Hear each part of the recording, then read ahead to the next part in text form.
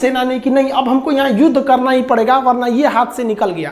तो इसके लिए हमें क्या चाहिए थे, कपड़े चाहिए थे, क्योंकि ये एक दो पहाड़ी नहीं था। आप ये देखिए ये ट्रायंगुलर शेप जो है ना ये हम सियाचिन बना दिए। इस सियाचिन में यहाँ पर है आपका काराकोरम, ये चाइना से रास्ता दे देता है, और ये पीओके है। तो ये एरिया हम यहाँ पे काराकोरम बना दिए, ये पूरा एरिया सियाचिन है। इसका सबसे निचला एरिया NJ 9842 कहलाता है।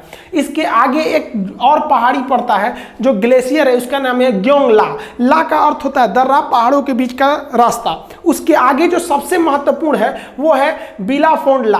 ये बिलाफोंडला पे अगर कब्जा हो गया तो बिलाफोंडला काफी हाइट पर है, और यहीं पर है आपका साल्टोरो रेंज नामक पहाड़ी। अगर बिलाफोंडला पे कब्जा हो गया और साल्टोरो रेंज पे कब्जा हो गया तो साल्टोरो रेंज यहाँ की सबसे हाइट पर है, इससे हम पूरे सियाचिन पर नजर रख सकते थे। तो भारतीय सेना बिलाफोंडला, ग्योंगला और साल्टोरो रेंज पे कब्जा करना चाहती थी, और आगे जाकर सियाला पे, क्योंकि अगर सियाला पर कब्जा हो जाता तो वहां से इंदिरा कॉल यानी सबसे ऊपरी बिंदु पर कब्जा करना बहुत मुश्किल नहीं था। आपको आज भी याद होगा कि अगर आपसे कोई क्वेश्चन पूछता है कि भारत का सबसे उत्तरी बिंदु क्या है तो आप इंदिरा कॉल कहते हैं कि नहीं। तो उसको हम लोग कब्जा करके लाए थे, पाकिस्तान उस पर नाजायज अपना अधिकार बता रहा था। इस पर कब्जा करने के लिए सबसे ज्यादा जरूरी था कि हमको उतने ठंड पर लड़ने के लिए कपड़े चाहिए थे, उतने ऊपर पहाड़ पर चढ़ने के लिए पैराशूट की रस्सियां होती हैं, इक्विपमेंट होते हैं जो भारत में नहीं बनते हैं, यूरोप में बनते हैं, वहां से लाना था। तो भारतीय सेना ने डिसाइड किया कि हमको 1984 में युद्ध करना है गर्मियों के दिन में, लेकिन वहां पर हमको लड़ने के लिए ये इक्विपमेंट चाहिए थे। तो हमें खरीदने के लिए वो इक्विपमेंट यूरोप जाना था। अब चूंकि भारत में वो इक्विपमेंट नहीं मिलते हैं, वो इक्विपमेंट हमको नॉर्वे से खरीद के लाना था। तो भारतीय सेना नॉर्वे गई ताकि उन इक्विपमेंटों को हम लोग क्या कर सके, खरीद के ला सके। जब ये नॉर्वे पहुंचे तो उन लोग नॉर्वे के जो ये फैक्ट्री वाले थे उन्होंने कहा कि देखिए हम आपको दूसरी फैक्ट्री का नाम बता देते हैं, आप वहां से खरीद लीजिए। तो भारतीय सेना कही कि आप रेट बताइए ना, पैसे का टेंशन मत लीजिए। तो कहा कि पैसे का टेंशन नहीं है, हम आपको 2 साल तक ऐसे कपड़े और ये तरह के इक्विपमेंट नहीं दे सकते हैं, क्योंकि हमारे पास ऑलरेडी इतना ना ऑर्डर आ चुका है कि हम उसी को पूरा नहीं कर पाएंगे, और हमको हर हाल में इसी साल उस ऑर्डर को पूरा करना है। तो भारतीय सेना ने कहा कि चलो भाई हम दूसरी कंपनी से ले लेते हैं, कहीं से भी खरीदना है। तब तक उसी बीच भारतीय सैनिक को दिमाग में आया, पूछते हैं कि खरीद कौन रहा है। तो उनसे पूछा कि आप ये इतना ज्यादा ऑर्डर किसके लिए ले हैं। तो कहा कि पाकिस्तान का ऑर्डर है।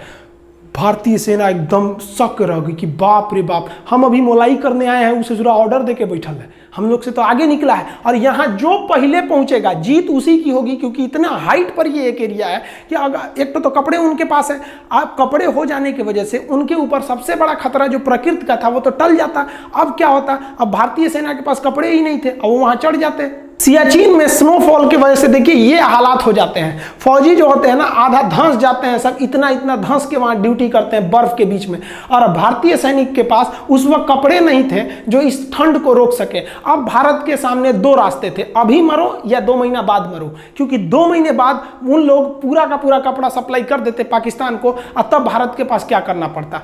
तब उस समय कुछ समझ में नहीं आ रहा था भारतीय सैनिकों को। तब ब्रिगेडियर चन्ना और नरिंदर बुल कुमार नामक कर्नल ने कहा कि हम लोग इसी कपड़ों पर चढ़ाई कर देंगे, क्योंकि अगर देर करेंगे तो मरना फिक्स है। अभी क्या है कि अभी उनके पास भी पूरे कपड़ों की सप्लाई नहीं है और हमारे पास तो साफ नहीं है। तो एक काम करते हैं, पहले ही हम लोग हमला बोल देते हैं, वहां जो होगा देखा जाएगा। लेकिन इनको सबसे ज्यादा दिक्कत था कि लड़ाई जवानों से जीती जाती है, अपनी सैनिकों से जीती जाती है। सैनिकों को पता था कि इनके पास ऐसे कपड़े नहीं है जो ऐसे दुर्गम इलाकों पे जा सके और इतनी भीषण ठंड को रोक सके। तब इन अधिकारियों ने अपनी सैनिकों से कहा कि भारत मां के लिए आज तुम्हें बलिदान करना पड़ेगा, क्योंकि हमारे पास कपड़े नहीं है लेकिन हमें युद्ध हर हाल में लड़ना पड़ेगा। क्या आप लड़ने के लिए तैयार हैं? भारत के जवानों ने एक सुर में बोला कि हम लड़ेंगे और हम इसी कपड़ों में जाएंगे, और आप चिंता मत कीजिए, हम वचन देते हैं हम जीत के आएंगे। और भारतीय सैनिकों का जब ये साहस देखा तो ब्रिगेडियर चन्ना एवं कर्नल नगेंद्र बुल ने तुरंत डिसीजन लिया कि भारतीय सेना को अब कहां पर भेज दिया जाए, सियाचिन ग्लेशियर पर। सियाचिन ग्लेशियर पर हम ज्यादा हथियार नहीं ले जा सकते थे, इसलिए हम लोगों ने मोटार को लेके गए। मोटार एक छोटे आकार का तोप होता है, अपने साथ मोटार लेके गए, आरपीजी लेके गए। आरपीजी जो होता है ना, रॉकेट प्रोपेल जो होता है, ग्रेनेड लॉन्चर होता है आरपीजी, ये ग्रेनेड होता है, ये आरपीजी, ये इसको आप लोग रॉकेट लॉन्चर भी बोलते होंगे। और एचएनजी लेके चले गए, हैवी मशीन गन, ये अपने साथ लेके आगे बढ़ने लगे सियाचिन ग्लेशियर के लिए। लेकिन इन्हें ब्रिगेडियर चन्ना ने सख्त आदेश दिया था कि कुछ भी हो जाए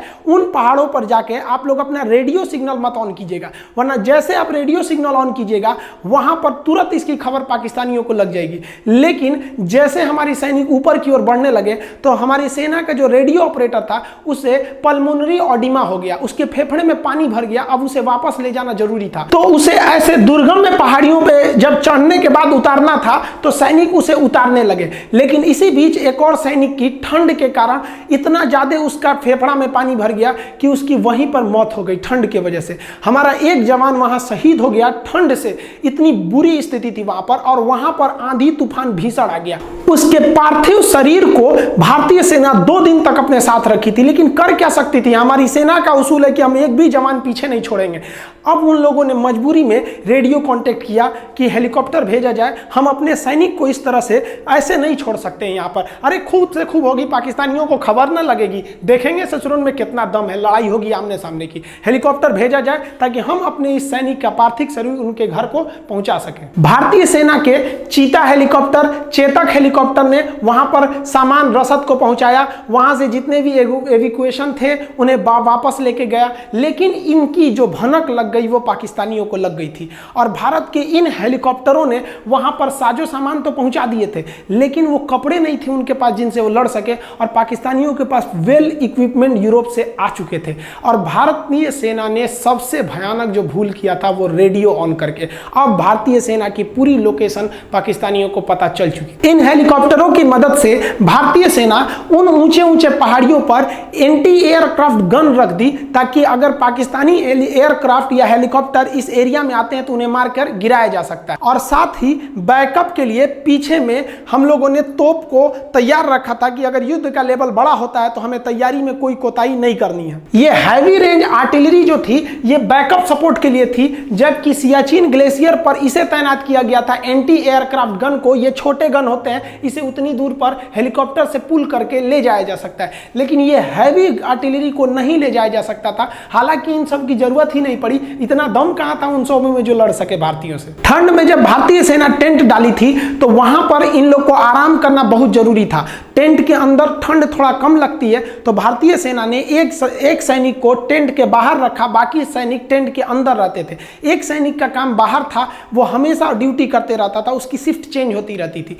लेकिन 13 अप्रैल को जब ये मिशन चालू हुआ था तो उसके 3-4 रोज बाद ऐसे जैसे हम लोग आगे बढ़ते गए, तब एक दिन ऐसा आया, ड्यूटी पर थे लांस नायक चंचल, उनको अचानक हलचल दिखाई दी पाकिस्तानियों के मूवमेंट की। पाकिस्तानी ना HMG मशीन लेके आए थे, हैवी मशीन गन। इस HMG गन से वो अंधाधुंध फायरिंग करने लगे और भारतीय सैनिक सोए हुए थे। यहां अगर 5 मिनट की देरी होती तो वो लोग सो रहे भारतीय सैनिकों को मौत के घाट उतार देते। यहां सबसे बहादुरी का काम किया था लांस नायक चंचल ने। उसने अपनी राइफल से इस भयानक मशीन गन का मुकाबला करते हुए सीधे रणभूमि में कूद गया और गोली मारना चालू किया। और जैसे गोली चालू किया तो इधर से भी फायरिंग हुई, उधर से भी फायरिंग हुई। इस फायरिंग की आवाज सुनकर भारतीय सैनिक उठ गए। तब तक यहां से लांस नायक चंचल ने ये HMG चला रहे पाकिस्तानी के ठीक हेडशॉट किया था। जैसे गोली मारा, यहां से चंचल ने गोली मारा और वहां से पाकिस्तानी गोली आके सीधा हेडशॉट किया लांस नायक चंचल को। लांस नायक चंचल की उंगलियां उसके बाद भी बंदूक पर थी और वह मरने के बाद भी गोली चलाता रहा था। इस साहस को देख के पाकिस्तानियों का दिल दहल गया। तब तक भारतीय सैनिक उठ चुकी थी। वो उठने के बाद नींद क्या चीज होता है, तुरंत धावा बोल दी और 5 मिनट के अंदर अंदर पाकिस्तान के 26 सैनिकों को मौत के घाट उतार दिया। और ये वैसे सैनिक थे जिन्हें यूरोप से कपड़े दिए गए थे कि इन कपड़ों को पहन के आप लड़िएगा। भारतीय सैनिकों के पास तो एक ही चीज की कमी थी, इन कपड़ों की। इस ससुरा क्या करेगा सर, उघारे कर दिया, लोग उसको ले जाओ ससुरा खोलकर। अब भारतीय सैनिकों के पास जो कपड़े की कमी थी वो कपड़ा तब हो ही गया। अब इधर जो पाकिस्तानी थे वो ओवर कॉन्फिडेंस में थे। उन पाकिस्तानी बेस कमांडरों को लगा कि जो वो 26 सैनिक भेजे हैं ना, वो लोग अब अपनी जगह पे पहुंच गए हैं, जबकि वो तो अपने जगह पे नहीं दूसरे जगह पे पहुंच गए थे। उनकी लाश को भारतीय सेना इज्जत से दफना दी और भारतीय सेना इनके ड्रेसों को पहन के अब रेडी थी। पाकिस्तानी फौजी जो थे बेवकूफ़ सब, उन लोगों ने जो रसद था, जो सामान थी या जो ड्रेस एक्स्ट्रा थे वो ले आके यहाँ गिरा दिया। उनको लगा कि ये जो पाकिस्तानी सैनिक ड्यूटी कर रहे हैं, वहाँ ड्यूटी कर रहे थे भारतीय सैनिक। आज भी वहाँ जो ड्यूटी करते हैं ना भारतीय सैनिक, को पाकिस्तान के पैसे से खरीदे हुए जो ड्रेस भेज दिए थे वही पहन के ड्यूटी करते हैं। सोचिए कितना बुरा लगता होगा पाकिस्तानियों को जब भारतीय सैनिक को जो वर्दी देखते होंगे सब, तो क्या सोचता होगा, ससुरा कहीं का हम खरीद के लाए थे, हमारा वर्दिया ले लिया यहाँ पे। ठीक किया ससुरा, तुमने औकात में रह के लड़ाई लड़ो ना, ये क्या मतलब हुआ, कुछ कर देंगे। इस पहली कामयाबी के बाद भारत